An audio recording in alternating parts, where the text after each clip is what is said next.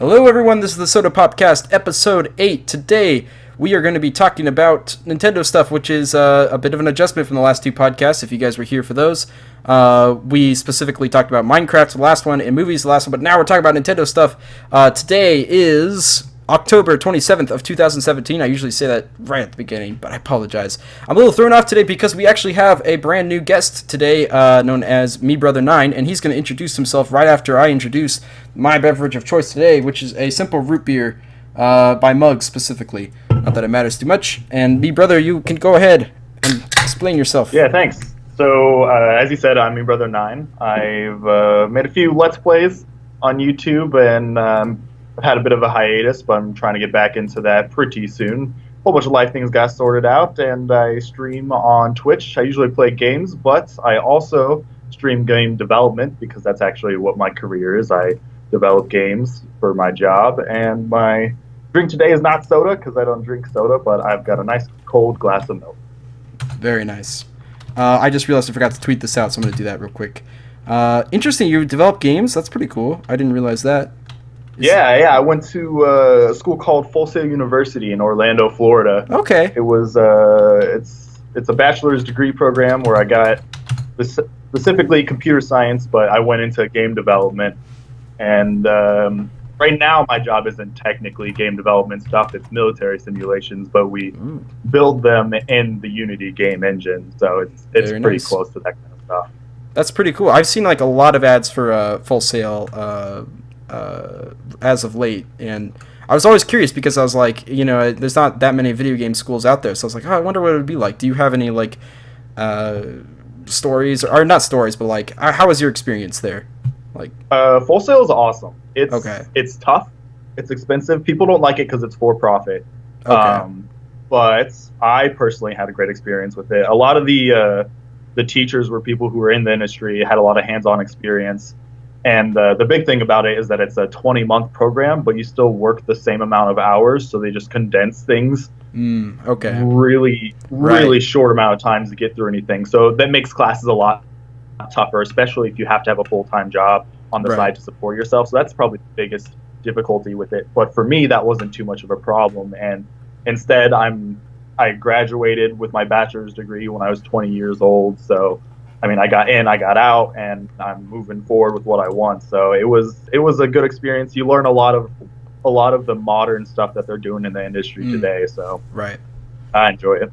That sounds awesome. I've been taking classes for 3D animation specifically, and like I was like talking to my teacher and stuff, and it's just crazy the amount that actually goes into video game creation. Because when you're growing up and you see all these games and stuff, there's always a thought that goes to your mind like, oh man, what if I was making these right now?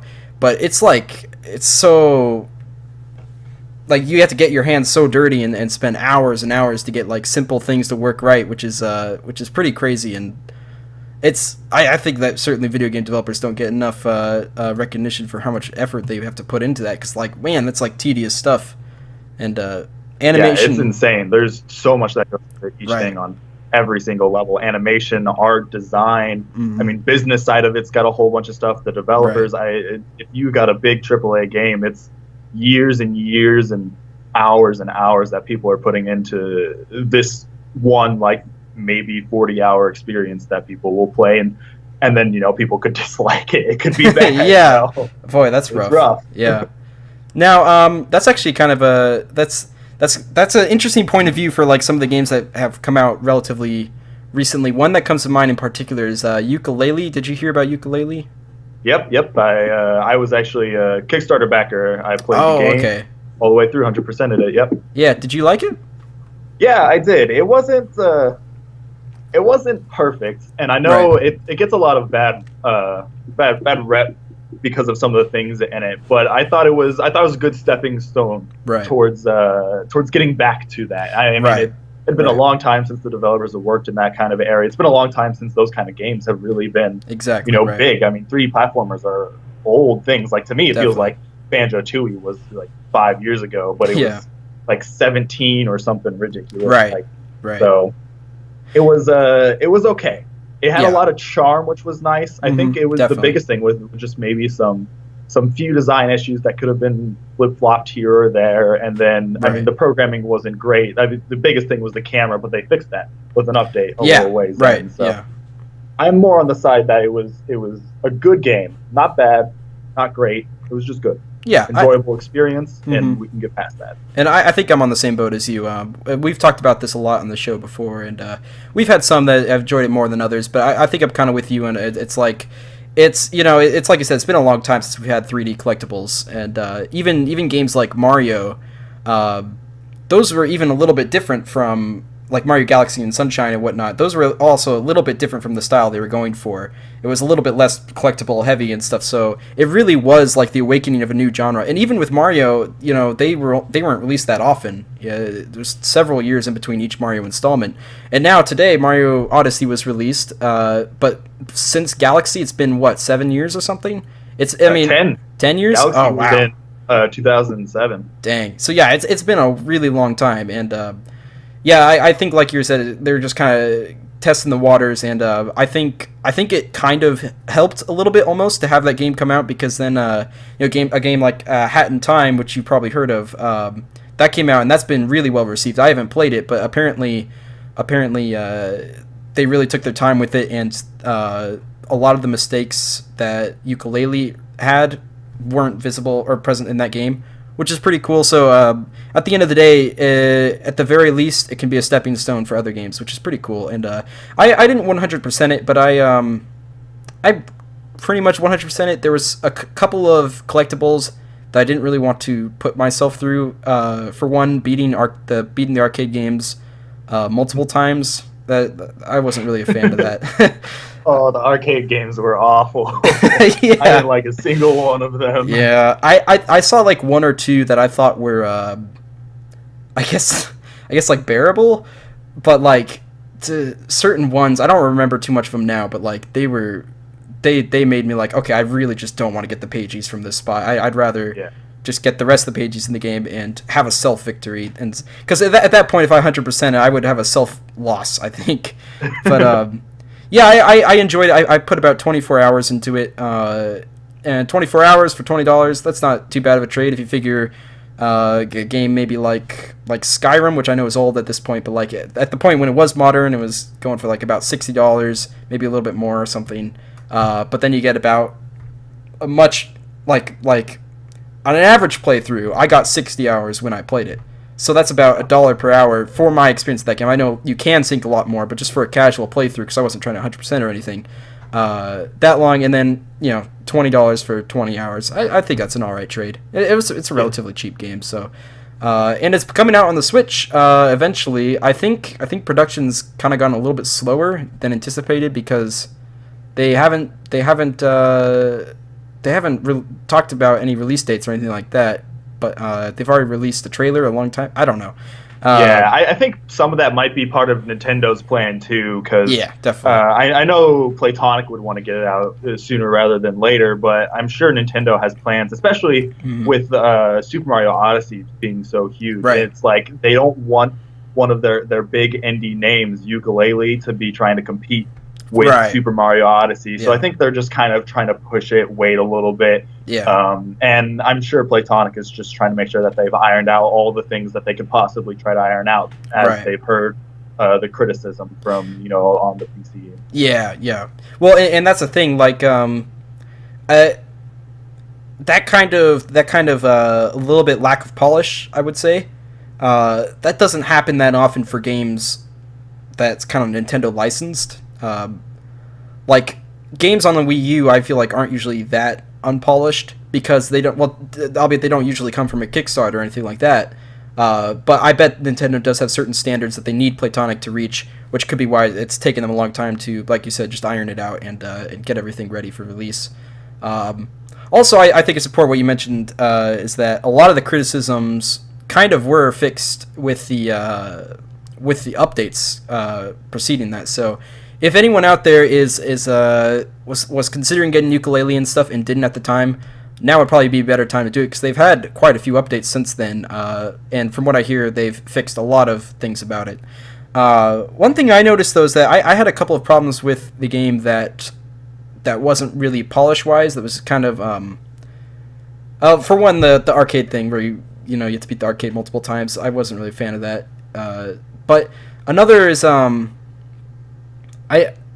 I felt like there was a little bit too many collectibles that tied into just getting a pagey, while I felt like it could have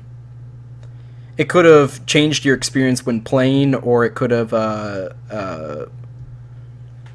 given you something else. Like they had the health meter, and you could find the thing that increased your health meter, and they had the what was it? The energy. There was the butterflies and the energy. It's been so long since I played it, but there's the butterflies and the energy, and you get those collectibles. And I thought that was a great start. But then they had the thing that transforms you into different characters, and it felt like those things were only used to get 1 or 2 pages per level, and I think I much would have preferred just more fun with these characters, or possibly different characters that's easier to have more fun with, because if you the helicopter in Capital Casino. I remember liking that one because I was able to fly around and I could get to any part of the stage I wanted. And I thought that was a great way to do it, because you're not necessarily getting that collectible to unlock that to get another pagey, but you're getting that collectible so that you can get around easier and have fun shooting things from above and whatnot. And I thought that's a great way to do it. But then you had certain things like the piranhas in the marsh stage, and you were kind of stuck in this small little pool and could get 2 pages. And it's like, well, these piranhas are really cool, but I can't really do much with them, and it's not really helping my movement too much. It's just for this one area. So it seems like a lot of collectibles were kind of collected for pages, while you could have just substituted them for actual pages and cut out the middle ground.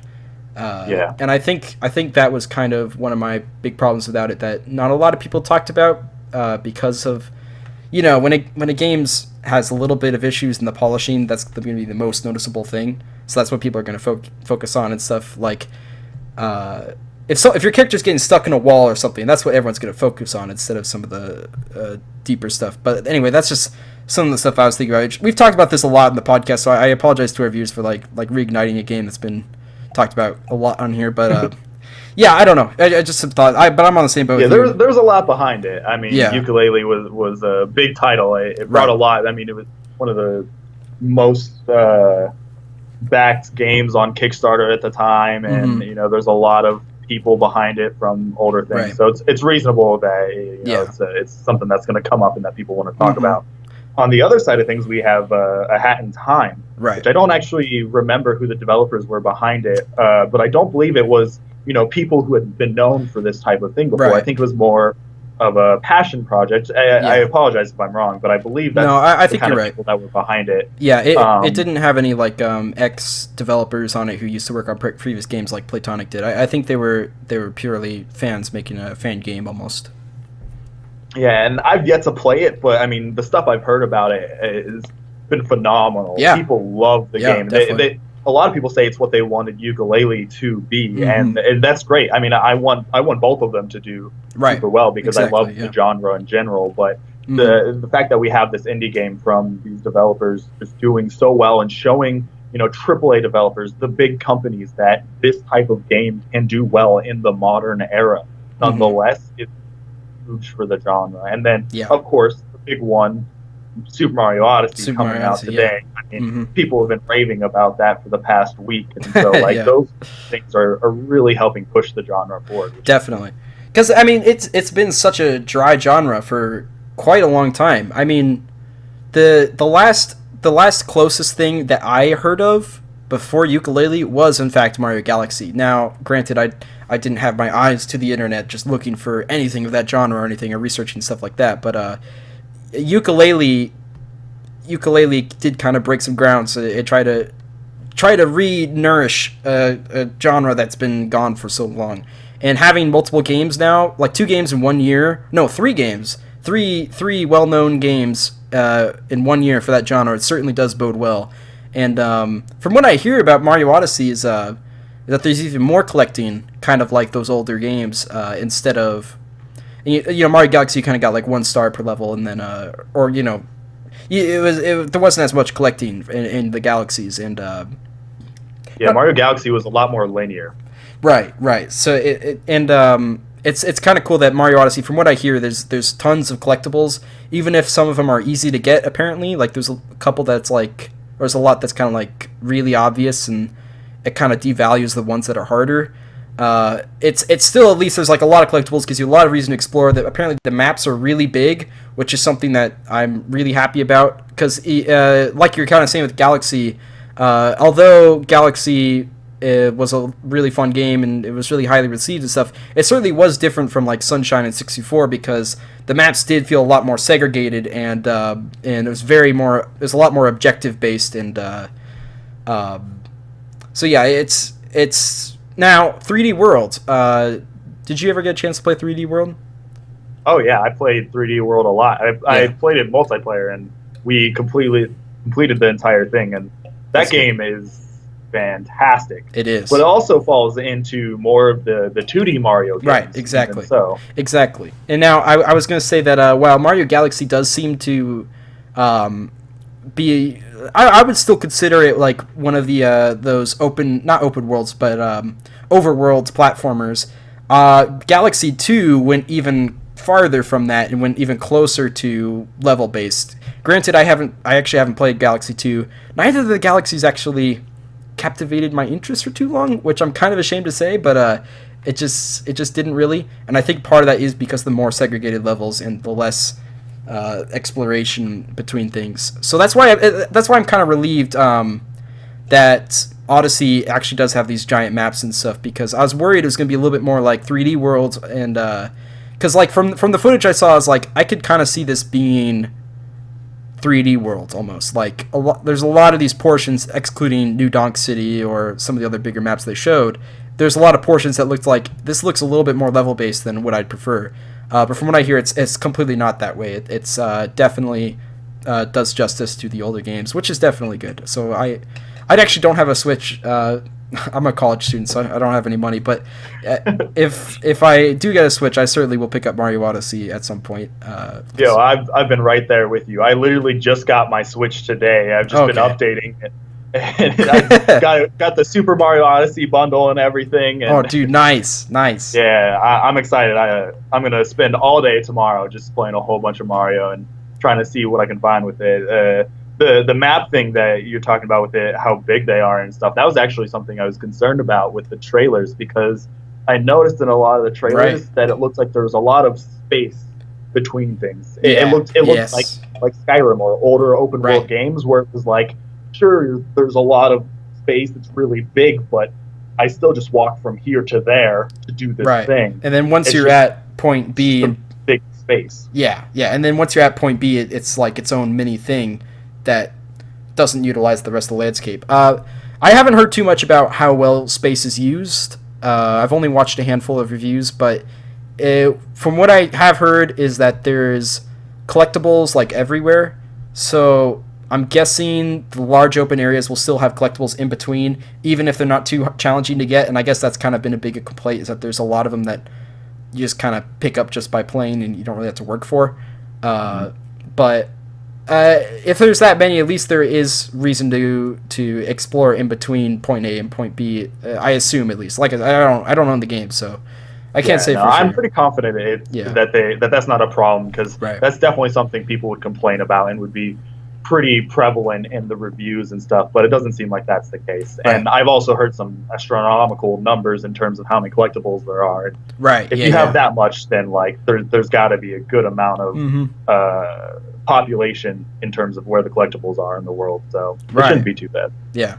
Now it's kind of interesting that there's so many collectibles, because even it's kind of funny because even Breath of the Wild apparently had like tons and tons of collectibles, which is really interesting. I wonder if Nintendo's just trying to bring more collection into games because they've heard people really like that stuff.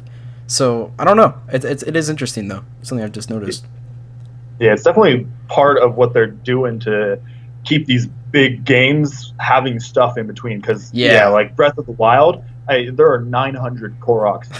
That's insane. The highest number I've seen for any collectible. Yeah, that's crazy. That's ridiculous. Right. And and the fact that they're all hidden in some kind of way. I mean, these aren't like coins that you're picking up in Mario 64 where there's just like 5 of them in a row. It's like you have to specifically figure out, maybe it's an easy puzzle or you just clearly it's this rock is where the Korok is, but it's still, you have to go and find it, and it's very easy to miss some of them, and it's just it's insane. But they do that because of things like Skyrim, where the worlds were said to be just really bland because you really just walk from point A to point B, don't do anything along the way, and you put 900 Korok seeds. Well, now you have something to do along the way, and I think that's what they've been trying to do with both Breath of the Wild and Super Mario Odyssey. Yeah, and I think that's a good thing, because I mean it also goes kind of back to the genre. While this isn't, Breath of the Wild isn't the same genre as the Mario games, at least the collecting aspect of looking and finding all this stuff,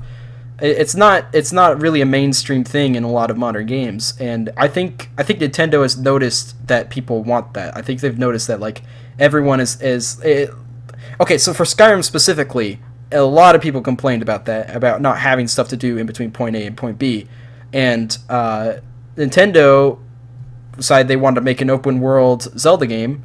So maybe their first thought was like, let's try to improve on what Skyrim did different, because obviously there's a lot of parallels in between an open world Zelda and Skyrim, and that's a good thing to compare to when making a game, because it's a hard balance, to find, to get like a giant map with lots of stuff to do, but then also not to overwhelm people who don't really want to collect all this stuff, who kind of just want to rush through it.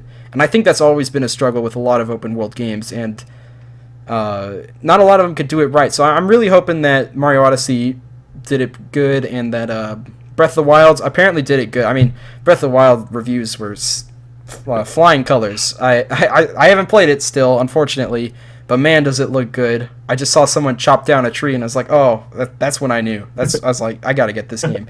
I still don't have a Switch though, but and I don't really want to get it on Wii U, because it's also it's like so hard to find on Wii U, for one thing. Yeah, for sure. Which kind of surprised me, is I couldn't like find any online, but also I don't know if I should, maybe I should just focus on getting a Switch first and then worry about games later. I don't know, but focus on getting a Switch first. Yeah. we're gonna have more games. We got more stuff this holiday season. We got more things next year. Focus on getting a Switch first. That's true. Now that's actually an interesting topic. Actually, this podcast first started when the Switch was announced. It was like right after the Switch presentation. So not announced, but it started in March. So they had the big Switch presentation, and that's kind of what pushed me to start this. I was like, okay, I really need to talk to some people about this, because there's a lot of interesting stuff in this presentation. And it was like an hour-long presentation. Like it was a pretty big deal, where they're showing off everything. But one thing we talked a lot about was the Switch lineup at the beginning of the year, and we felt it was a little bit weak at the start. But now that we're kind of reaching around the end of the year, do you think that the Switch lineup is strong enough for the whole year? Like, if you parceled out all the games, like, do you think you would be in all the good games? Do you think you would be enjoying yourself like for the whole year if it was laid out like that? Yeah, well.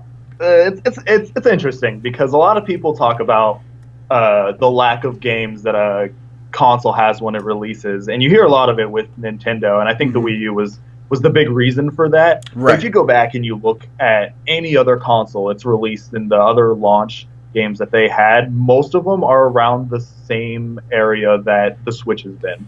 I think it's just in general that people expect a lot more games, especially with the Switch coming out kind of in the middle of a generation somewhere. Right. Yeah. So, like, you have the PS4, which has been out for quite a few more years, and it has a lot of stuff. It has a lot of games, right? And so the Switch coming out didn't have as much starting off, but it was enough. It was about the same as any other thing. I mean, you look back at the Wii, the N64, GameCube, Xbox. A lot of it is the same. As for what we have for the rest of the year, I'm pretty set.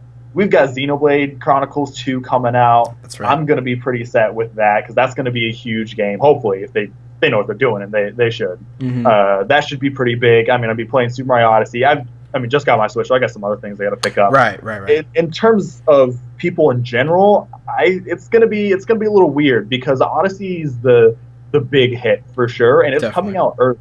October 27th is a bit early for the big holiday release. Usually it's November 2027, right, sometime around that.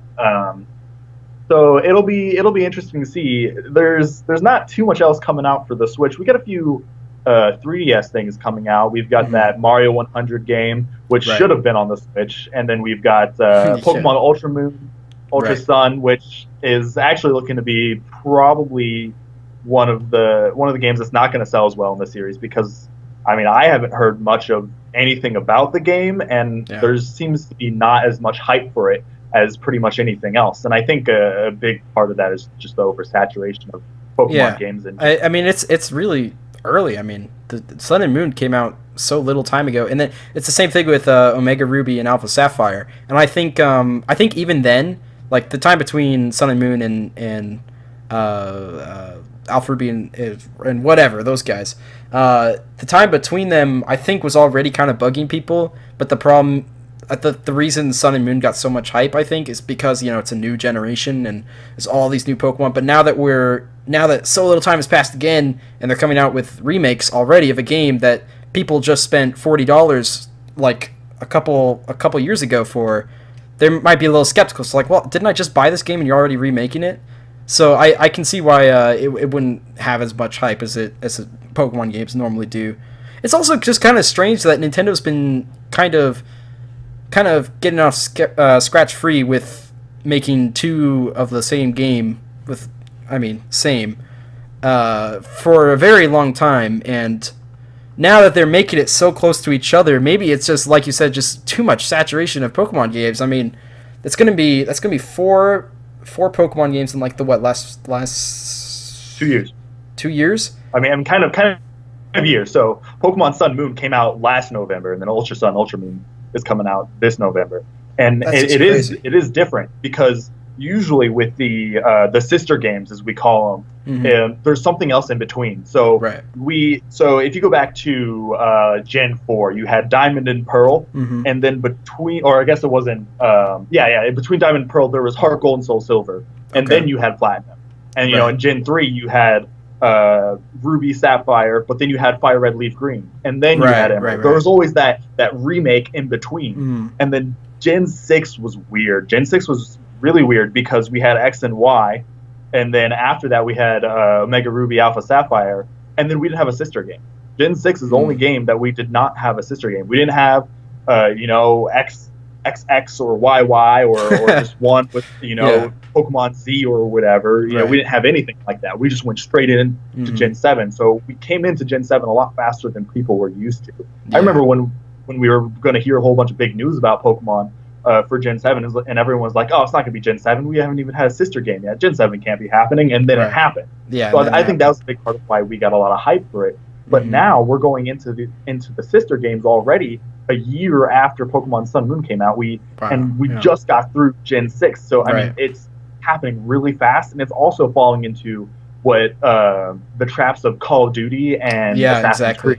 They're coming out every year. It's hard to push the games and their development and trying to make them super high quality every year. And I think Pokemon's done a better job than maybe Call of Duty and Assassin's Creed. With adding variation and stuff, definitely. I would say so also.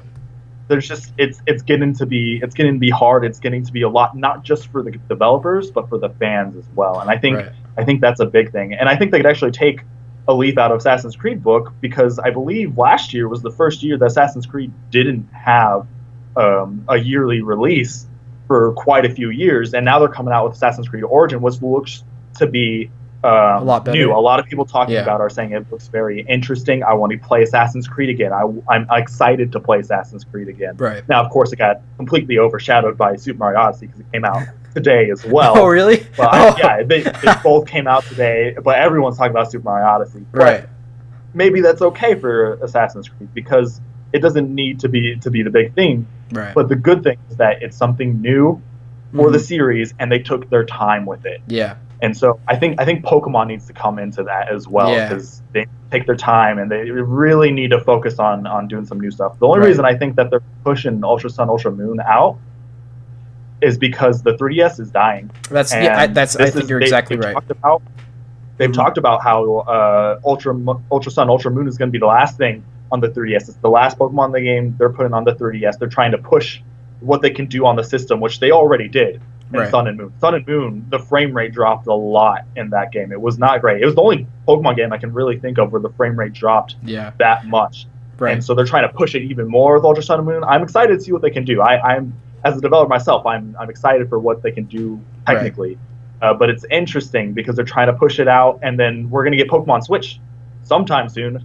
I mean, they've talked about it. It's been confirmed that a game is in progress for the Switch, a mainline Pokemon game. So I think that's a big reason why they're pushing it out. I hope they take their time with the Pokemon Switch game, because that one could be phenomenal for both the Switch and Pokemon as a series if they take their time with it. Now, so it's really interesting with Pokemon's situation with the Switch and 3DS, because it's like you said, the 3DS is likely hitting its end pretty soon here, even though they're trying to sound very confident that it's going to stay for a lot longer and stuff, because naturally you have to do that to get people to buy your system.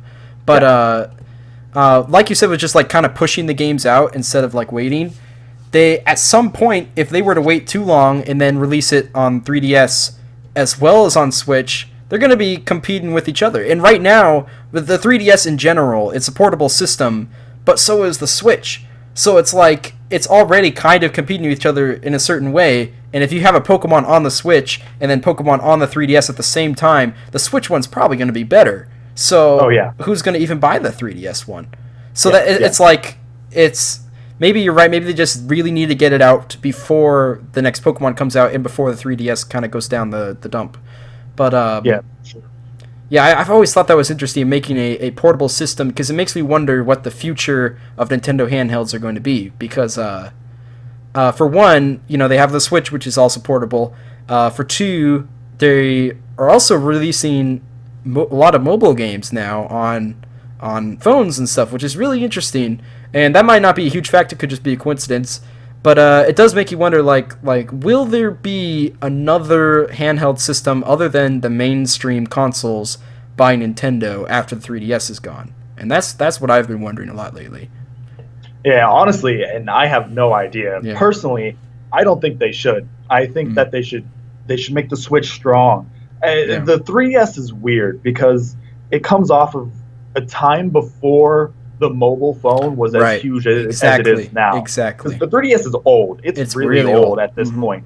And it was still at that time when mobile phones weren't as huge as they are now. You didn't have mobile games as much. I mean, that was kind of back when the Angry Birds was starting to be big and everything. Right. And so it's like back then it wasn't weird to, I have this portable gaming device that doesn't do all the things that my phone can do. Right. But now we're in this age where my phone can play hundreds and hundreds of games. I mean, there are games that come out on mobile all the time. There's probably like 20 games that came out in this sentence. Exactly. Right now. Right. So if I was a company trying to make a business decision, I don't think I would, especially because I have the Switch.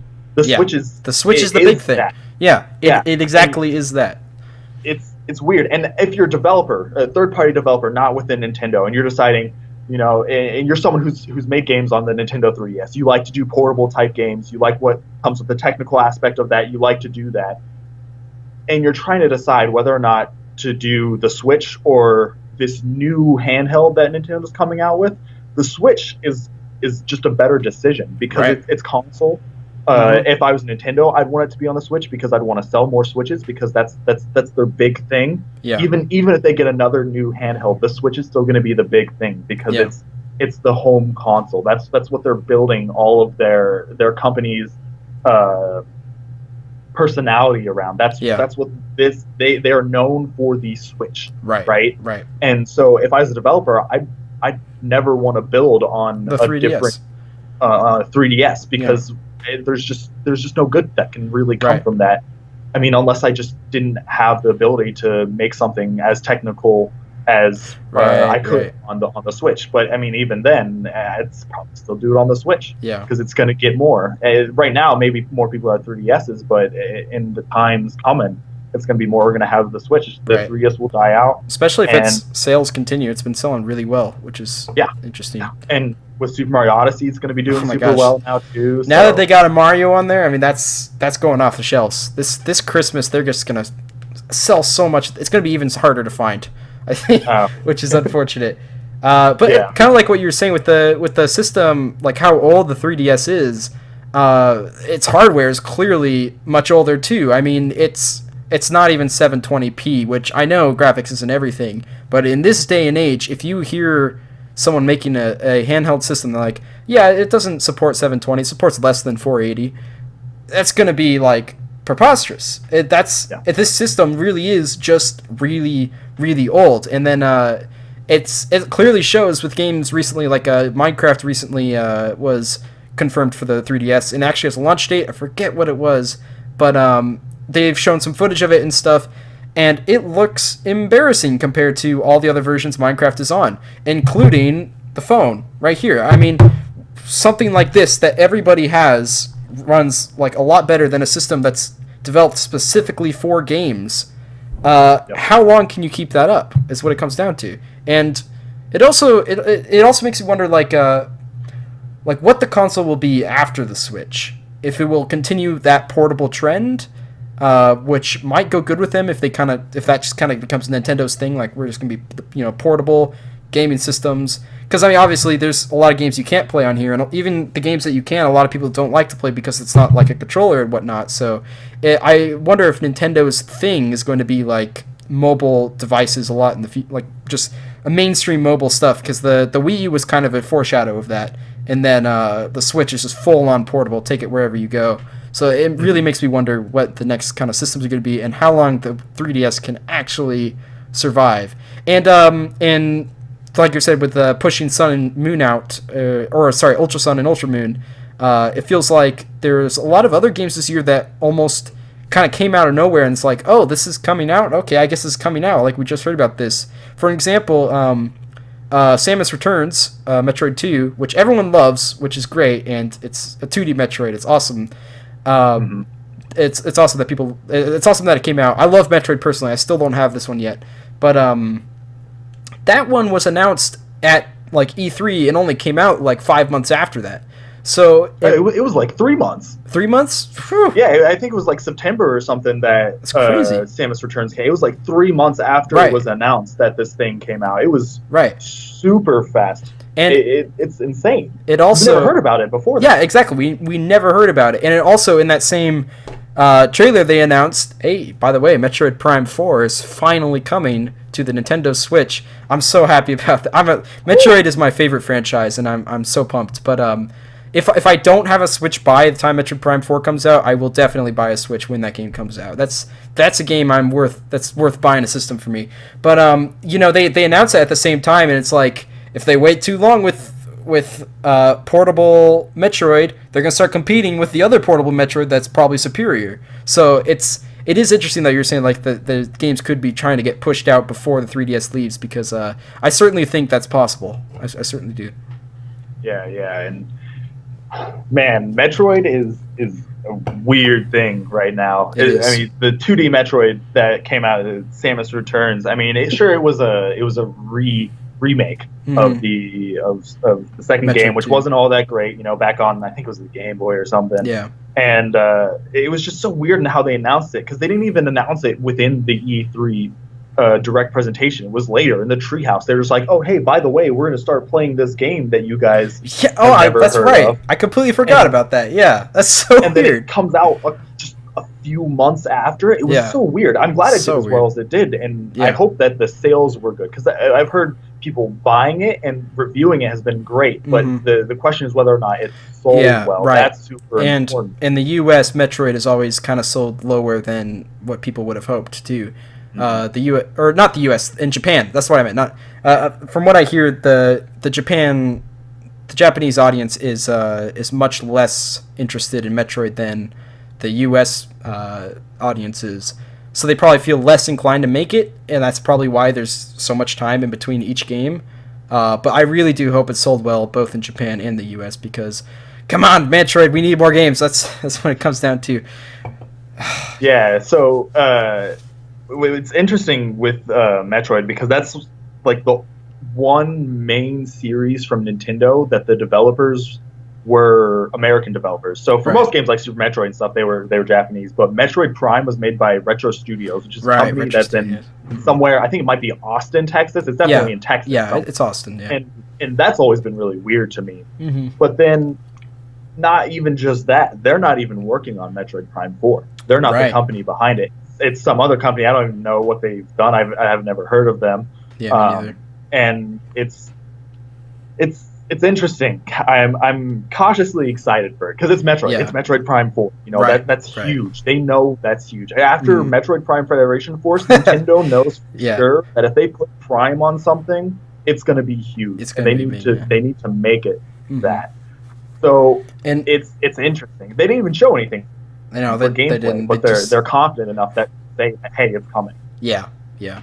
It just goes to show you that you can just show a JPEG of Metroid Prime 4 and everyone will just lose it. They'll get so excited. We've waited for so long, and like the last, like you said, Federation Force came out, and to put Metroid Prime on that, obviously, I think it's safe to say that was a bad decision as far as marketing goes. But then also, even before that, Other M came out, and that game was not very well received at all. So they are walking on such thin ice with Metroid for the past decade, and I'm really hoping they do well with this Metroid Prime 4 because they have a lot of hype for it, so that it feels like they can't do bad. But also just not having Retro Studios make it makes me a little bit worried, just because Retro Studios did it so well, and honestly that's kind of what Metroid fans deserve at this point. It's just a game that's like really well, but who knows? At the end of the day, I've yet to see Nintendo make a game that I would actually call bad, but it still would just be a shame if all these expectations were for nothing. Then that being said, don't expect too much because that might destroy your experience with anything. But it's I hope it's good. That's what it comes down to. I really hope it's good. It's integral to the survival of the series. I mean, we're talking Fire Emblem Awakening levels here, where if it does well, it sells well, it's reviewed well, the series will continue. If it doesn't, it might not die, but we'll be in a Star Fox situation. You got Star Fox Zero comes out and it doesn't do well, and Nintendo's like, the previous ones in the series, Command didn't do that well, Assault didn't do that well, though I love that game. I love Assault also. It's like so under... I don't want to say underrated because it was rated relatively highly by the people who rated it, I think, but it's not as known or as played as much. But anyway, I think it's a good game. Yeah, it's not as appreciated. Mm-hmm. And so you have this era where Star Fox isn't doing as well as Star Fox 64. I mean, that's the last one people really say is on that super high Nintendo level quality. And so they decide to please the fans and bring out Star Fox Zero, but the fans don't like it, right? So it's like, do we still want to make more Star Fox? Do we want to put our money and our effort into this, which we are not doing too well with? We don't have good ideas with it, and the fans don't even like it. Well, and it's I was just gonna say it's very clear that Zero had a lot of effort into it. I mean, it's the stuff they did with that game clearly took a lot of effort, even if a lot of people didn't like it. But even just figuring out these control styles and even just visually bringing that kind of game to life with all those moving objects and flying spaceships and stuff, it was clearly a high production game, and it really does suck that it wasn't received as well as it was. Yeah, especially because the big reason of that is the controls. Yeah, the controls. The very first thing you need to get right when you're making a game is the controls, because that's what the person is doing. That's their entire interaction with the game the entire time. Right. And I think that's a big reason why it didn't do as well. So we shouldn't have too much of a problem with that with Metroid, because I don't think they're going to do anything weird with it. I don't think they're going to try, other M stuff where they try to do this, I mean, they can't kind of thing, so like they actually can't try to be weird. They're going to get crucified. At this point, you need to just stick with what you know. And they know what they're doing. So right. You shouldn't have a problem. It's just it's super important that Metroid Prime 4 does well, because it's huge to the series. Definitely. At the very least, though, if all else fails, apparently Return of Samus was pretty good, so that's at least something. But I do think it's really interesting that you brought up the parallels with Star Fox, because the crowd favorite is obviously Star Fox 64. People absolutely adore that game. When Adventures came out, it was so different from 64, and a lot of people didn't like that game. When Assault came out, it's a little bit more like 64, but it was also still pretty different, and people didn't like it as much as 64. Command was pretty close to being 64, but it's still like, you know, all range battles and stuff, and a lot of people didn't like that. And it seems like and then they had 64 Remake on the 3DS, which I forgot about, but that was received well. People liked it. So just kind of 64 because it's 64. They see that's at the end of the day, the 64 audience, the Star Fox audience just wants 64. So they're like, all right, let's just remake 64 again. This time we're going to try to be more ambitious to make it more of its own game with these new control styles and stuff. And they're like, shut it down. We want 64. That's all we want. And it makes me feel kind of bad because they've tried to do what's the word I'm looking for? Intuitive? No. Innovative. Innovative. Thank you. That's what I was looking for. They've tried to do innovative things. Several times. Command was crazy innovative with the whole tactical approach of sending different ships to different people. Each ship had its own special abilities and whatnot. And I frankly loved Command. It's one of my favorite DS games. But like, it's like. It's just people want 64 is what it comes down to. They don't want innovative, which it's kind of a shame because it feels like they're not able to experiment fully with what they want. But I guess at the same time, if you're not making an enjoyable game, then you're not making an enjoyable game. But I've never played Star Fox Zero. I'd like to give it the benefit of the doubt that a lot of the reception's just because people want 64 and not because it's as bad as people say. But I could be wrong. I've never played it though. I'd certainly like to play it sometime. Yeah, same. Okay, so we are about an hour in already, actually. So we pretty soon here we can get into our segments. Did I tell you about the segments? Yeah, you did. Okay, sometimes I forget. So, is there anything though before we get into that that's been kind of happening around the news that of Nintendo that particularly interested you that you might want to bring up? Well, Fire Emblem Warriors just recently came out. I have yet to play it, but I also haven't heard too much about it, which is interesting. It's another one of those games I feel like just kind of like they talked about it a lot. They definitely teased it quite a bit because I think it was present at 2 E3s, and then it just kind of came out somewhere out of nowhere, and I haven't seen too much of what people have been playing. I played a ton of Hyrule Warriors, and I know that's what they're trying to go for in terms of this game. I mean, most of the Warriors games are pretty similar to each other. You know, Hyrule Warriors wasn't anything too new for the Dynasty Warriors series. It was just Dynasty Warriors, and you slap a whole bunch of Zelda characters in it, which is why I love it. Yeah. But Fire Emblem Warriors seems to be along the same lines of things, but there's definitely stuff that they probably learned from Hyrule Warriors that they're trying to fix. And I don't know. I haven't heard too much from the game, so I was wondering if you heard anything about it. No, I didn't. To be honest, at first when you mentioned it, I thought you meant Fire Emblem Heroes, which was the mobile game. And maybe that says something about how little people are actually talking about it, because, no, I haven't heard much about it. I think there's like one person in particular who I was listening to who said that he was really, really excited for it. Other than that, honestly, I haven't heard like any talk of the game.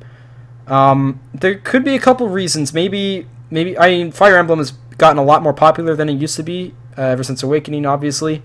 But is that really what Fire Emblem fans want, I guess is the question. And you could probably ask the same thing about Zelda. You know, does Zelda fans really want Hyrule Warriors? I think it sold relatively well, so probably. Yeah, no, it definitely did well. I mean, and they had a lot of DLC for it, which is always a good sign. So the DLC was great too. Was gave it? You a lot of content. That's good. Yeah, that was one of the few things that I thought they did well in terms of DLC. That's mainly because it just gives you a lot of extra stuff in it. You know, it's not a lot of extra money. I think it's like $20 for all 3 sets. Right. And I mean, the amount of time that you get from those is easily the same amount of time that you'd put into the original game. Okay. It's a little more grindy, but like the content that they put into it was the same amount. You'd spend like 200 hours playing the original game, completing everything, and then you spend like maybe another 100 hours doing one DLC pack. And like they threw a ton into it. It was really good. That's good. And so I think that they're going to follow the same kind of path with Fire Emblem Warriors, because it wasn't hard to make. In terms of the development time for that stuff, it was not hard to make. There wasn't a lot of stuff that they had to change. They had a good system for it. So I think that's going to be very similar with Fire Emblem Warriors. The interesting thing about it is Fire Emblem Warriors isn't going to do as well because it's not Zelda. Fire Warriors did well. It sold well because it's Zelda. Zelda's a much bigger name. Absolutely. Fire Emblem's getting bigger. I mean, Fire Emblem Awakening was huge. Fates was huge. As you said, Heroes probably the most played mobile game that they have, even above that Super Mario Run, and that's Mario. People live stream the game, which is just it boggles my mind. There's a whole live streaming community. I personally didn't get that far into it because so I don't want to pay money for characters, but people love it. So it's anyway, continue. Yeah, and so Fire Emblem fits Dynasty Warriors better than Hyrule Warriors. It does. It does. The series are very, very similar in terms of their aesthetic, but it's not as popular, so it's not going to do as well. The game will probably still be good. It's interesting to see how much it will help Fire Emblem as a series, because the next thing we've got coming up is a big game. It's Fire Emblem, main series game, like Awakening and Fates, but it's going to be on the Switch. It's going to be a console game. We haven't had a console since the Wii. Yeah. So that'll be interesting to see how well it does. It'll probably sell pretty well because it's Fire Emblem now. It's one of those franchises that will sell well. It's interesting to see just how good the game will be. I'm hoping it'll be, something really good. I'm sure there are a lot of old school fans who were upset with Awakening. That were also upset with Fates. That wanted to return more to that, but it's hard because Awakening's the best selling game. It's the best selling game, maybe Fates, so what are they going to do? Not listen to the biggest demographic? I mean, they've got to balance it somehow, some way. And I definitely don't want to be the person who makes those decisions because that is a hard job to do, to balance the two. Yeah. But if they can find that balance, they'll have a really good game on their hands on the Switch. On the Switch too. Super. Yeah. So I'm excited. And would it be a console Fire Emblem, but it would also be a portable Fire Emblem at the same time. So best of both worlds. You get exactly what you got for the 3DS. Yeah, high hopes for that, definitely. Admittedly, I like Fire Emblem. It's RPGs in general, though. I typically don't like to invest my time in. Not because I think they're a lot of fun. It's actually one of those things I wish I could invest more time in, but it's just it does take a lot of time. So usually I don't play them that often, but some of my favorites were Blazing Blades, I think is what it's actually called. It's the first American one or something. It's just called Fire Emblem here in the US. That one I was a big fan of, and then I also got Shadow Dragon, which was a little bit more watered down from what I hear, but I still had a lot of fun with it. And Awakening, I enjoyed a lot of Awakening. I think I mostly enjoyed Awakening. I thought it was a pretty good game, but I think it was mainly Fates that when I heard a lot of this stuff, I was like, that doesn't sound like something I'd be into. So yeah, I finding that balance has got to be incredibly difficult just to fit everybody's interests. But with Fire Emblem Warriors, it's interesting because Hyrule Warriors obviously has a different kind of universe, or Zelda has a different kind of universe than Fire Emblem. While you have all these characters in Fire Emblem, you don't necessarily have all these different races and kingdoms and stuff that recur every single game, like Gorons and Zoras and stuff like that. And I wonder if the universe building is part of the reason why not a lot of people have been talking about Fire Emblem Warriors. Because while Fire Emblem Warriors has a lot of characters and a lot of relatively well-known characters at this point, it's still you're kind of missing this world that was built up from a long time ago, Zelda, and if you revisit that world each installment in Zelda, while Fire Emblem's kind of just been a separate story every time. So I wonder if universe building is part of the reason that Fire Emblem Warriors hasn't been talked about too much, but I don't know too much. Yeah, it's definitely a lot more generic in terms of what you'll see. Right.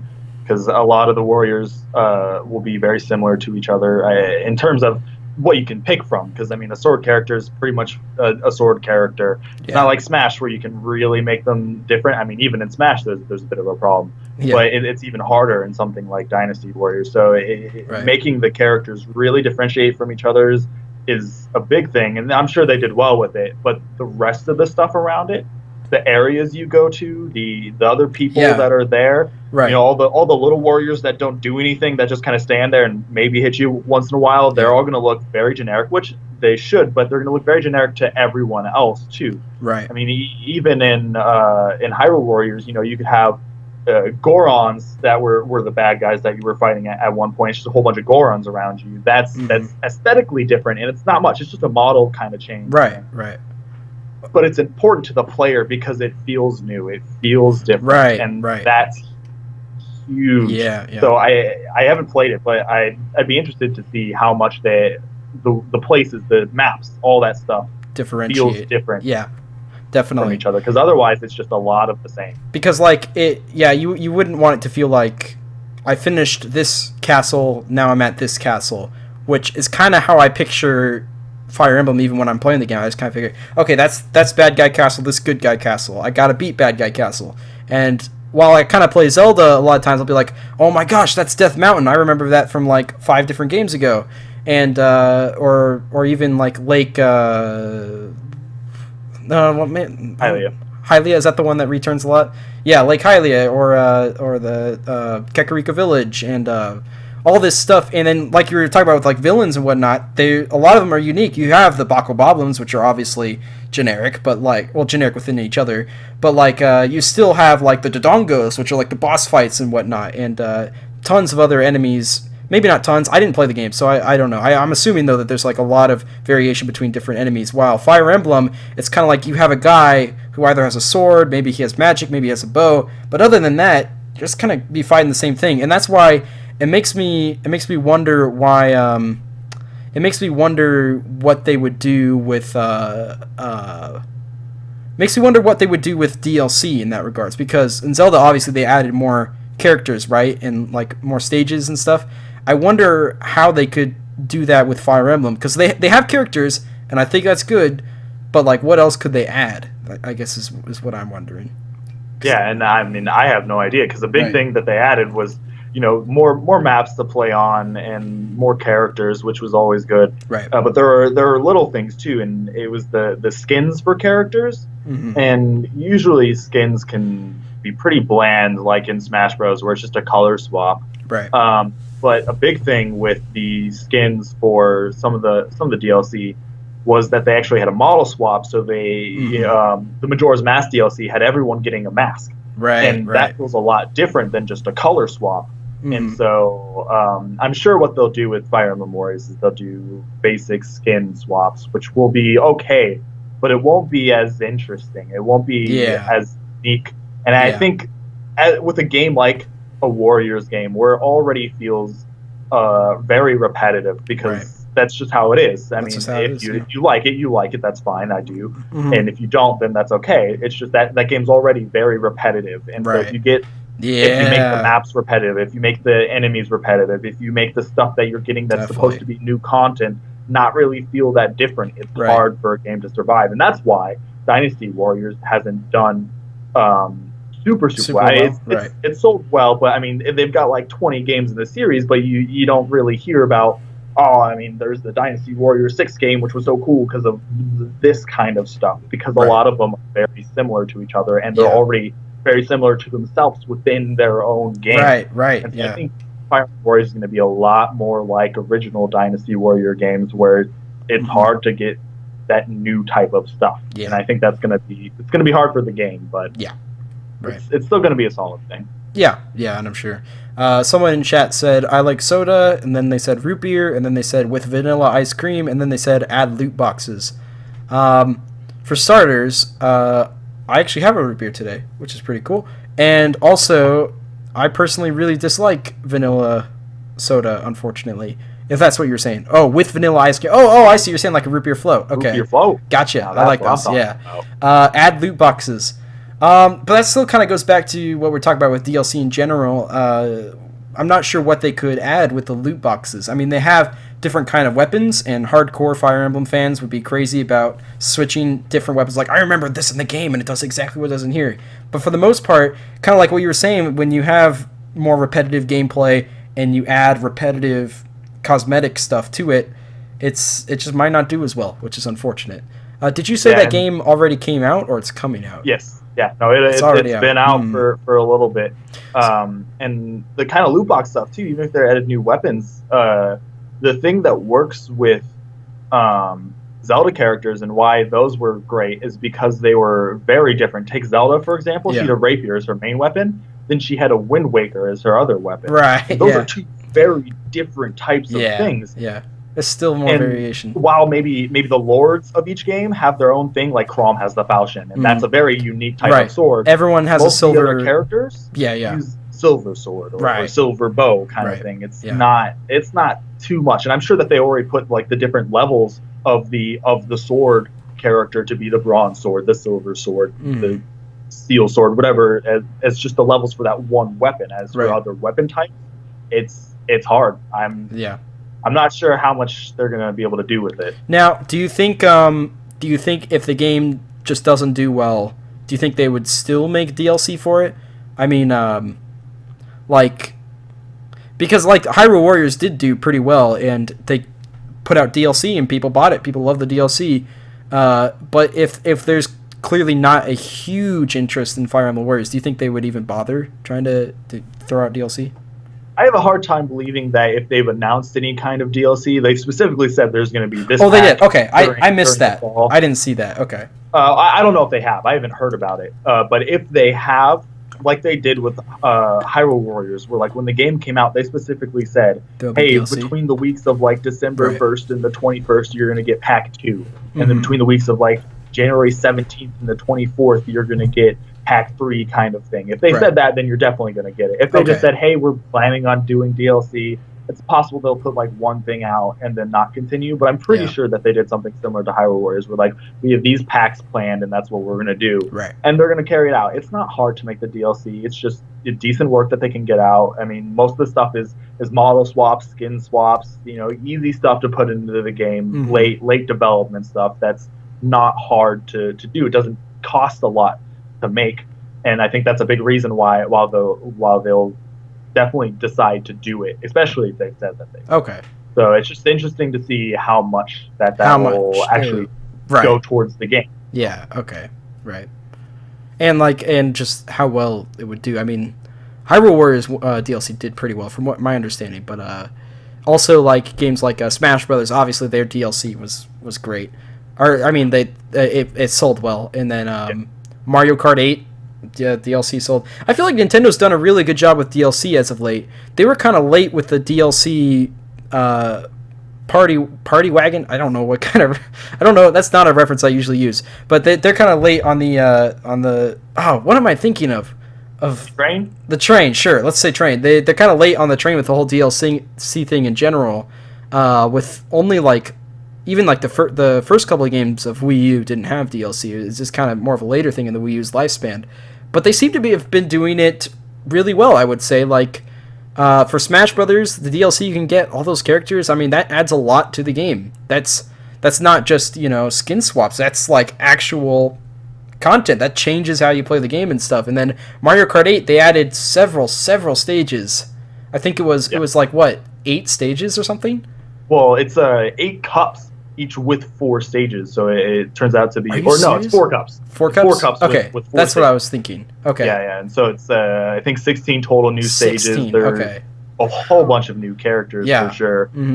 Carts. New carts too. That's like actual stuff that changes gameplay too, and new characters have different weights and whatnot, and different stages obviously changes the gameplay, and that's something I always kind of look for. I love DLC that affects the gameplay. I just got startled because I got a notification sound because someone followed, I think. I forgot to turn that off. I usually turn that off for the podcast. I don't want to interrupt the conversation. But whoever that was, thank you for following. Sorry that it didn't appear on screen because I guess it doesn't appear on screen, but you can still hear it. Anyway, oh gosh, now I lost my train of thought. DLC, right. Mario Kart 8's DLC is great. Smash Bros. DLC was great. From what I hear, Hyrule Warriors DLC was great. And great for them for doing good DLC when there's a lot of bad DLC out there in the modern games, which bothers me. But yeah, anyway, congrats to them. I think they've been doing well. I haven't gotten every game that's and every DLC that's come out from them, but for the most part, I'd say they've done relatively well. Anyway, we're about an hour and 15 minutes into the podcast, so probably be a good time to get into our segments. So I figured we could start with the sales pitch segment. If you guys out there are watching, and you've watched past ones, this is actually a brand new segment. We haven't done this yet. I've been meaning to get it started, but we've had two different kinds of podcasts the last two ones, so I haven't done it. But the sales pitch segment is going to be both of us kind of doing a quick little speech on a game that either of us should try. It's not necessarily one of those things like because I'm doing this speech, you have to go get this game or anything like that. But, just, and it could even be a game that the other person has, just some kind of game that you want to talk about that's kind of good that might not be as known to the other person or the viewers watching. They might not know how awesome this game actually is. So it's probably not going to be something like extremely well known, like Skyrim or something like. But that's just kind of the segment anyway.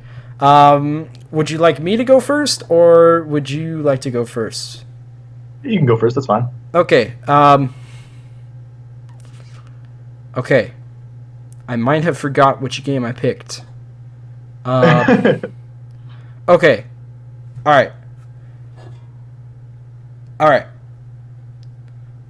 I'm just gonna do this because it's kind of with the times. Star Wars Battlefront 2, classic, not the new one. People who've been watching the show will know that I love Star Wars Battlefront 2. It's close to my number one favorite game of all time. But here's the reason I'm bringing it up again, and it's actually kind of relevant, is because EA recently announced Star Wars Battlefront 2, which has the same name. For all intents and purposes, for the rest of this podcast, I'll be referring to EA's Battlefront 2 as Beetlefront. So it's like BEA and then Beetlefront. Beetlefront. I like it. That's what, just for argument's sake. Unfortunately, it doesn't work that way for Google. So if you actually want to Google something about the original Battlefront 2, you just can't anymore because all the results are just the new one, and it drives me crazy. But Battlefront 2 is a really fun game where there are tons of different stages. There are tons of different characters. It's a big giant war with, if you play on PC, you can have up to 32 people versus 32 people, which is a huge number for its time. Okay, let me start real quick with why I'm bringing this up now. There was the Battlefront 2 thing, or Battlefront 2, and then there's also, they brought their servers back just recently, which is awesome. I guess it was Disney who actually did it. They said, hey, there's a lot of people who play this game. Let's bring the servers back, which is great. So you can now play online again, which is amazing. But there's a lot of different stages, a lot of different characters. There's no stages that cost money, like in the original Battlefront. And there was also way more stages than the original Battlefront and Battlefront 2. And there's a giant modding community behind it, unlike Battlefront 2. And there's also it's also like $9, unlike Battlefront 2. And they have really fun things called Galactic Conquest, which is try to take over the galaxy with your ships, with Star Wars ships and whatnot. So you fly to different planets, take it over from the other people, and then you can also have space battles where you can get inside the other people's mothership and blow it up from the inside and stuff. And the Galactic Conquest thing is really cool, and neither of the Battlefronts have that. So this is a bit of a rant because I feel like EA totally screwed up the most recent games, and it drives me crazy. But you guys should go on Steam and get Battlefront 2 because it goes on sale for like $2 all the time, and even then it's just $9 if you buy it for the normal price. And they brought the servers back so you can actually play online again, which is great. And much more characters, much more weapon variety. Everything is so watered down in the Battlefronts, but there's so much variety. There's so many mods too that will keep your interest for a while. And anyway, that's kind of my suggestion, just because I feel like it's relevant to the times. But yeah, I would say instead of spending $60 on Battlefront 2, then go on Steam and just pay $9 at least before you do that, so you can at least compare the two and figure out, oh, I messed up. That's so you can figure out that the Battlefront 2 is a classic. It's a really fun game. Anyway, yeah, that's what I got. Nice. I didn't know that was on Steam. That's awesome. I'm gonna have to pick that up. I used to play that game all the time. So good. When it's it so back good. on the PS2. Oh, that's a good one. I'll have to get that for sure. Also, just real quick, since you said you played on the PS2, I will say that it runs much better on both Xbox and PC. So I definitely recommend getting it on PC because you can play online with it, and it runs a lot better. You know, you can do 1080p. Because I know the PlayStation 2 and just in general had a lot of trouble running a lot of games. So if you try to shoot someone, you can actually see them when you shoot them now. Basically, that's what I was just trying to say. So anyway, yeah, that's what I got. Cool. All right. So for my game, it's a game that came out recently in 2017. It's an indie game from a company called Cherry Games. It's a game called Hollow Knight. Ooh, it's a Metroidvania, and that's a series, that's a genre that has a lot of games coming out in it, just because it's a very beloved genre. But this is one of those games that's just it goes above and beyond for the entire genre to really exemplify everything that it stands for.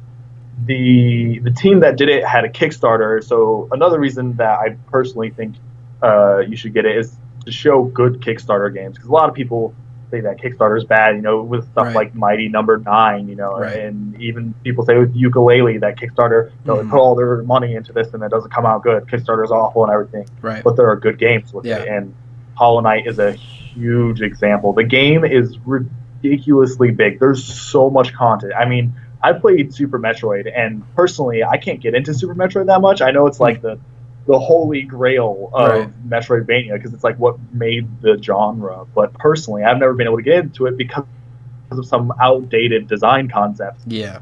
But now we've got modern games, and Hollow Knight is so good. The movement is probably some of the most crisp movement I've ever had in any 2D side-scrolling game. It's fantastic. I love the different areas. You can really just go explore wherever you want, which is huge in Metroidvanias. And you know, you get all sorts of skills that continuously upgrade you, and you have each playthrough can be a little bit different because of how you decide to play, with different charms you can equip. And the game itself isn't that much. I think it's $20-something maybe. And for the amount that you get to put in that game, I mean, I played it for I think 40 hours. I did 100% of it, but I'm pretty sure I put 40 hours into it.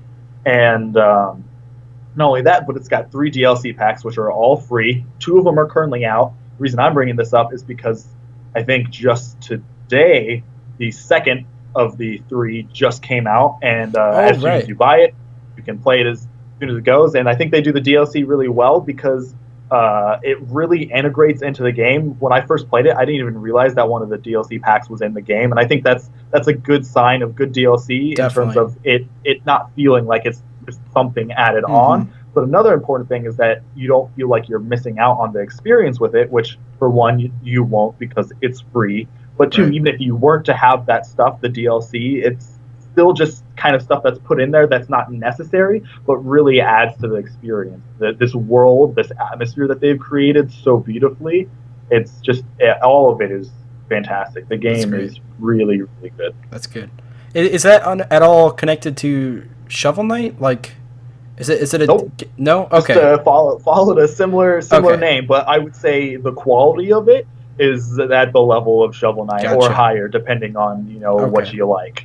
Okay, because like I know Shovel Knight was like making another game, but it's kind of like a continuation, and I don't know if it was DLC or something. I don't know. It's DLC. So Shovel Knight has 3 DLC packs that they've done, which I don't believe are all free. It depends. It's a little weird because of how they've named things, and they've actually changed what the actual name of the game is, because it used to just be Shovel Knight, but now it's like Shovel Knight Treasure of Hope or Shovel of Hope or something like that. But it comes with 3 DLC packs, which are Plague Knight, which basically you play through all of Shovel Knight's stages, but now he's Plague Knight, so he's got different moves. He's got a different story. Personally, I like the story better.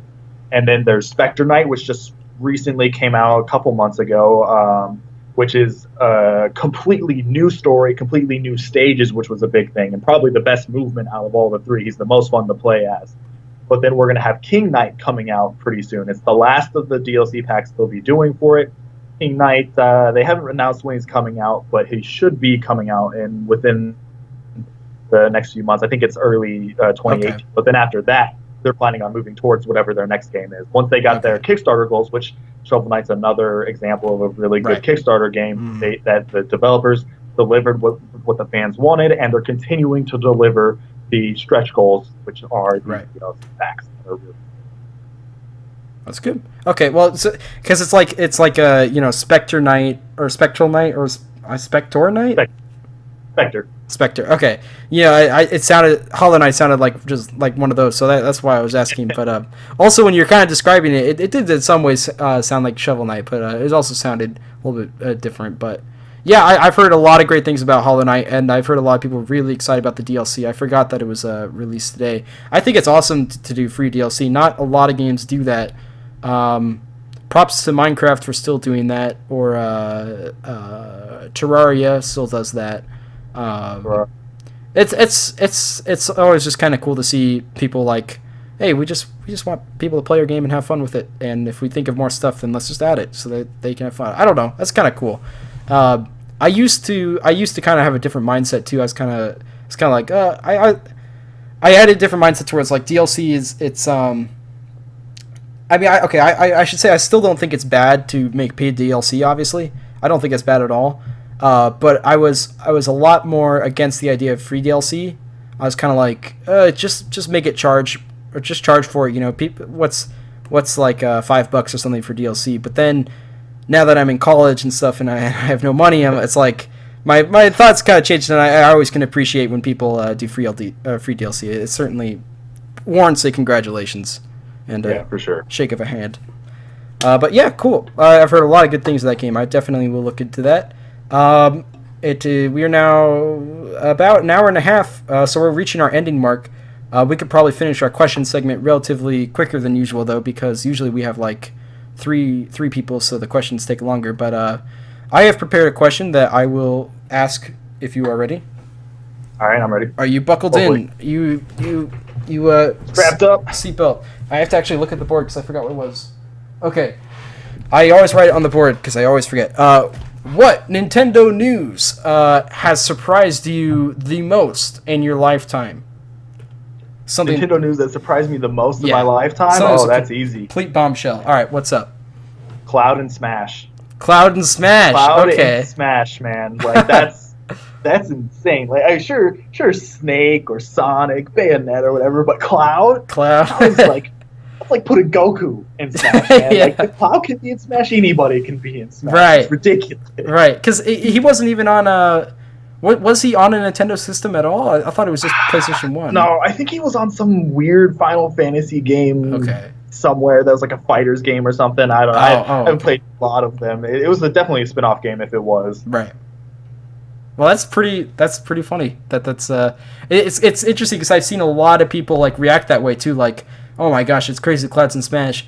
And from the perspective of obviously a different genre and different publishers and whatnot, and a whole different system, the Nintendo system, I'm like, yeah, that's pretty crazy. But then like I never actually played the games that Cloud was from, so I didn't take it that surprising. And it's always funny seeing. I saw like a lot of reactions of it, and people were just blown away by that fact. But yeah. See, I've never played the game either.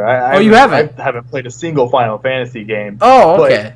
But I understand just how ridiculous that Cloud is in Smash. I mean, I've been following Smash for years, and I've been, I love Smash rosters. People bringing up like, oh, I want this character to be in Smash. I want this one to be in Smash. Like, who do you guys want to be in Smash? I love talking about that stuff, especially when Brawl's coming out or Smash 4 is coming out. It's so much fun. It's great. And Cloud is one of those characters that like everyone always brings up all the time. It's just one of those characters that keeps coming up. Sonic was a big one too. Sonic feels a little more like he can be, and he's been on Nintendo stuff, and so like it's definitely a little more reasonable. But Cloud just way out there.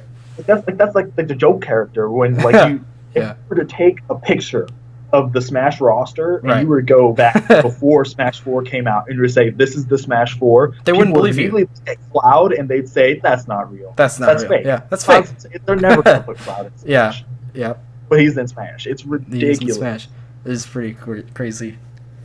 Yeah, I'm excited for when the time comes to where it is socially acceptable to be discussing and predicting characters for the next Smash. It's still too early, but when it comes, boy, this podcast will be booming. Even just like you said, when the process of characters are coming out and stuff, like, oh my gosh, it's the most hyped thing. It's the greatest, just the greatest. Seeing trailers released. Yeah, it's great. I love it. There's no game that I was ever hyped for more than Super Smash Brothers for 3DS, technically, because that was the earlier one, and so like I just remember like my stomach was hurting when Japan got it before us, and I was watching streams of it, and I was like, oh my gosh, come on. I was like, can I just get a Japanese 3DS and download it? Is that a possibility? Just for 1 week earlier, and I quickly realized, no, I can't do that. But that was also like the previous Smash Brothers. The internet in general wasn't as popular. Then also, I didn't use the internet that much, so I couldn't get into like all the hype with like Brawl or whatnot. So when Smash Bros. 4 came along, that's when I was actually attached to the internet, and I was able to just see all these news drop. And like when Wii Fit Trainer came out, just like, what the heck? What the heck? Oh, that E3 trailer that wasn't even part of like the actual direct presentation. It was like on the show floor or whatever. And it's like, oh, hey, by the way, Wii Fit's in Smash. Oh, that was the greatest thing. That trailer, man. That's what started it all. I actually think that game had a heavy influence on me just making videos in general, because like that's the stuff I like to talk about. And then I made several videos talking about Smash Brothers in the past because I love it, and it's a great thing to talk about. It's that kind of game where you can do that. But yeah. Anyway, that's pretty interesting. That Cloud was the one that shook you the most. I'm trying to think if I didn't even think to answer the question myself. Oh my gosh, I know there's something. It might come to me later. If you wanted, you could ask your question. So mine is with the topic of our good old 3D collectathon games. You know, we've got Ukulele came out this year, Had in Time, Super Mario Odyssey today. So for me, my question to you is, what is your favorite, maybe not your favorite, but like one of your top favorite worlds in a 3D collectathon? You know, maybe it's Dire Docks, or you like Witchy Docks. World or something. Well, because Dire Docks is an awful level. So, maybe it's like Witchy World or something, or maybe something from a recent game. You play or Had Time. That's true. That's a good question. Let's see. There's a lot of them. I liked a lot of Mario Sunshine stages. I liked the that bay area. It was like had the water and the docks, and I liked the theme park in Mario Sunshine. I love that. And the park's a good one. Yeah. Oh boy, that's a tough question because there's so many good ones. I'm a little bit biased, I think, because I loved Donkey Kong 64 when I was younger. Not as much now that I've played it again, but when I was a kid, I absolutely adored the game. So some stages from there that I really liked, Frantic Factory. I liked it because it scared me when I was little, and I was like, that this place is supposed to scare you, and that's so cool. And Crystal Caves was always really cool. Oh gosh, I'm having a hard time. Oh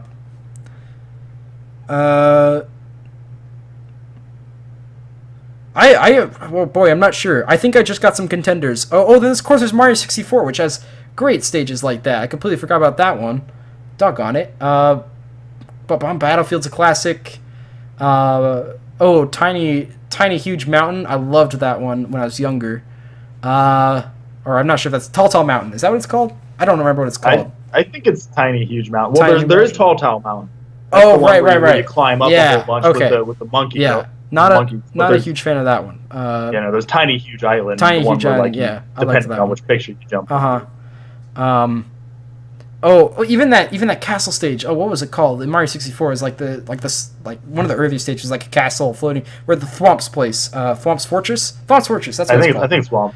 Yeah, that one. I was a big fan of that one. It's a solid level. That is a really, really tough question, though. Gosh. I think I'll have to leave it at those contenders. I'm not sure if I could pick an all-time favorite. Well, yeah, and I just wanted to hear some of some of the good hits. I actually was a fan of TikTok Clock, which I know not a ton of people are a fan of, but I kind of like the style of like spiraling up and then falling and then thinking you're dead, but then you land on something else. And a lot of times you take fall damage and still die anyway. But it's still like it felt like there was a lot to that level to me when I was little. Like I was like, this is just a massive level. You just keep going up and up and up and up, and you never stop. And there's stars everywhere. And it's like, should I get this star now, or should I keep going up to see if there's a better star at the top? And that's kind of how I saw it when I was younger. So that one's pretty cool, I guess. TikTok Clock's really good. I personally really like the level. The problem with it is the camera. The camera doesn't give you good angles for a lot of stuff because it's trying to kind of stay in the end inside and kind of look at you, but you're trying to make these weird jumps, so that's hard. In terms of the design of it, where falling is easy to catch yourself and get back up, so there's not a lot of punishment, just a little bit of punishment for that kind of stuff.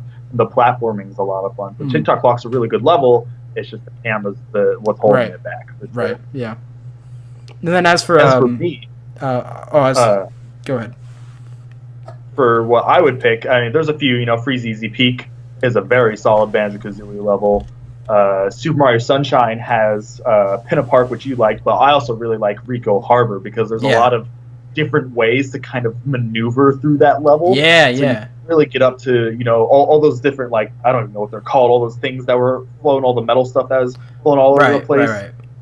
There's a lot of different ways to maneuver yourself up into those areas, which I've always really liked. But what I'm going to finish with is in Super Mario Galaxy 2, they have actually a throwback galaxy is what they call it, and it's Swamp's Fortress.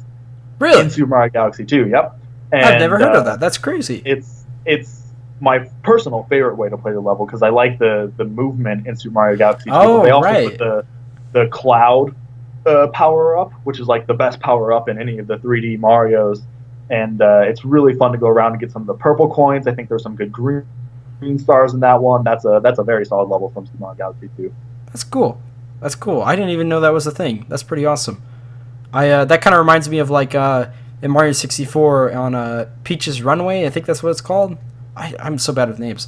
Whatever Peach's track was, Mario 64, they had like Peach's Castle that you could actually drive to and run around in. And all of my friends would get so mad at me because I would just stay there instead of finishing the race because I thought it was so cool you could do that. But yeah, that's kind of cool that there's this little throwback. Can you actually like walk all the way around the island and stuff like you do? With it's like the entire level just in Super Mario Galaxy 2 stuff. It's really just cool.